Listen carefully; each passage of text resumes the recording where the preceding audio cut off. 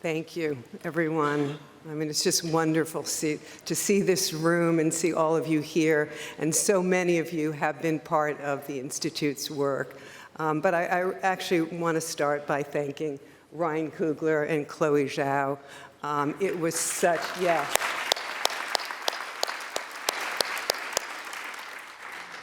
It has been such a privilege to support both of you on your unforgettable first features. Means the world to me. So thank you for being here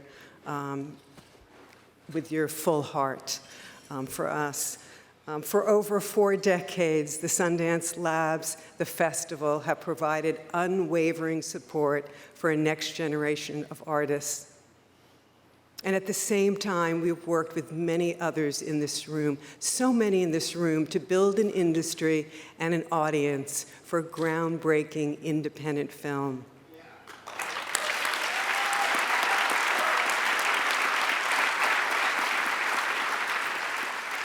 Just want to say you are all change makers here. So I'm going to talk about my path to Sundance, which began in Boston. And now I'm going to take you back to 1981, and very unexpectedly, a close friend, Lynn Benjamin, asked me a question that would change my life. Would I consider coming to Sundance, Utah for the first month-long Filmmakers Lab that Robert Redford was starting up? Lynn also introduced me to my husband, but that's another story here. I arrived at Sundance on a beautiful blue sky day. I still remember the whispering music of the quaking aspens and the sight of majestic Mount Timpanogos. In that magical setting, Redford laid out his radical vision. Well-established screenwriters, directors, actors would mentor bold, independent filmmakers early in their careers. Redford wanted to build a community that honored creative freedom, risk-taking, a culture of generosity, which meant the world to me, and storytellers from underrepresented communities. For me, this was love at first sight. My journey might have ended at that first visit to Sundance, but I wanted more, and I asked for 5 minutes with Bob before leaving the mountain, and I got those 5 minutes. So with all the confidence that I could muster, I told him he needed me to open an LA office and help him fulfill the vision that he had created. He looked at me for a moment, and then he said, "Yeah, sure, call me when you get there." And right then and there, I learned quickly that when somebody says yes, stop talking.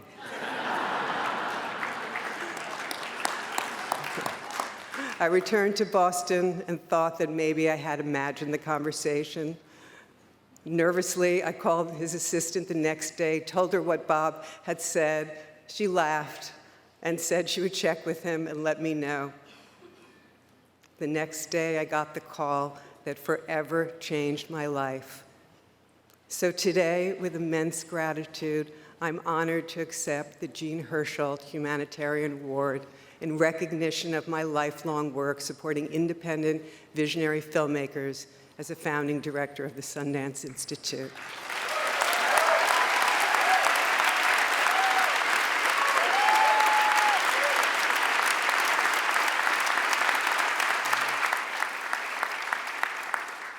I want to congratulate the extraordinary artists who are also being honored here tonight. I mean, what an amazing group. Angela Bassett, Mel Brooks, Carol Littleton.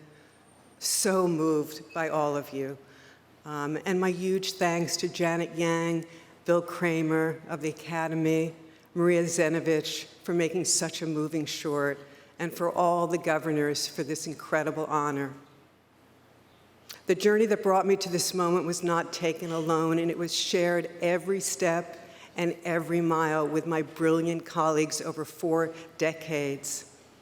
I want to acknowledge Joanna Vicente, our CEO, Yves Burnau, chair of our board, Elise McKimmey, the deputy director of our feature film program, Tammy Rosen, our head of communications, along with our extraordinary board members, funders, partners, actors, crews, everyone who's been part of the incredible community that was built and the journey. I also want to extend my deepest gratitude to the filmmakers I've had the privilege of working with, and I really underline it is a privilege, whose storytelling has ignited profound change through their creative brilliance and courage to spark vital conversations. Their stories have become a powerful force for empathy, understanding, advocacy, and yes, entertainment. And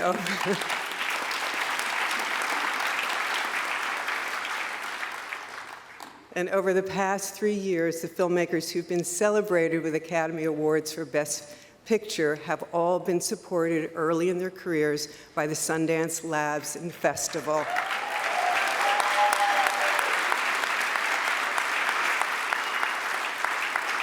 I'm just going to name them: Daniel Kwan and Daniel Scheinert, Sean Hayter,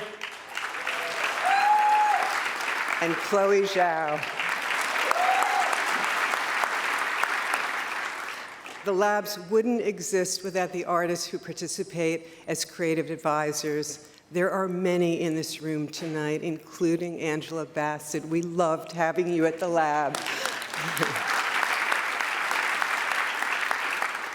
Their generosity and wisdom shared with the next generation has forever helped to shape the visionary work and lives of thousands of filmmakers from all over the world.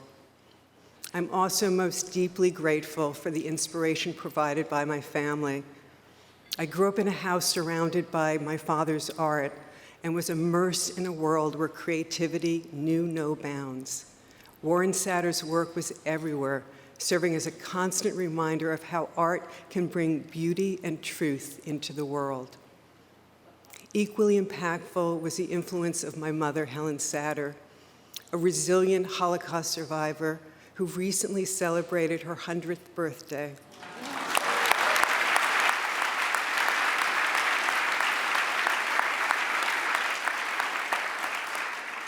Her unwavering spirit, determination, and compassionate heart taught me that true fulfillment comes from using our privileges and talents to make a positive difference in the lives of others.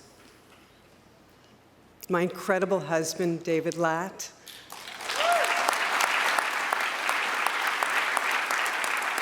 has been a constant source of inspiration, compassion, and love. As a writer and producer, he helped me understand what artists need to fulfill their creative lives.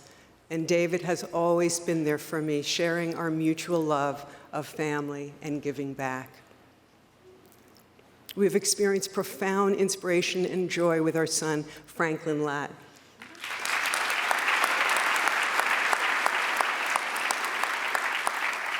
He's carried on the legacy of supporting artists and creatives as his ongoing work and purpose. Through his role as co-head of motion picture talent at CAA, he has worked hard to ensure that artists can thrive in our industry and find the opportunities to do great work.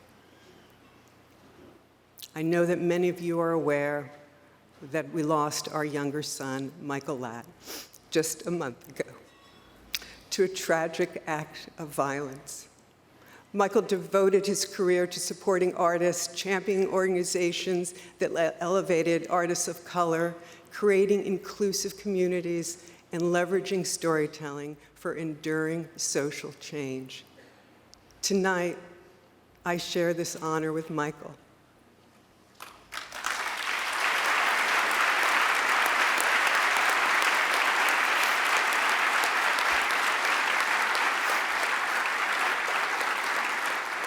He will be forever remembered, living in our hearts as someone who led with love, always showing up with hope, compassion, and kindness. 9 years ago, the icon Harry Belafonte, who is also celebrated with this honor, shared these beautiful words, which have such meaning for me. Each and every one of you has the power, the will, the capacity to make a difference in the world in which we live. Artists are the gatekeepers of truth. We are civilization's anchor. We are the compass for humanity's conscience. Art in its highest form is art that serves and instructs society and human development. Let us take this moment to celebrate the collective impact we can have when we come together as an inclusive community. And I'm really talking about all of us here. Let's stand side by side to support the artists who shape our world now and into the future. I hope you'll join me in this essential work. It is essential work, and find your own special way to give back and tell your stories. Thank you.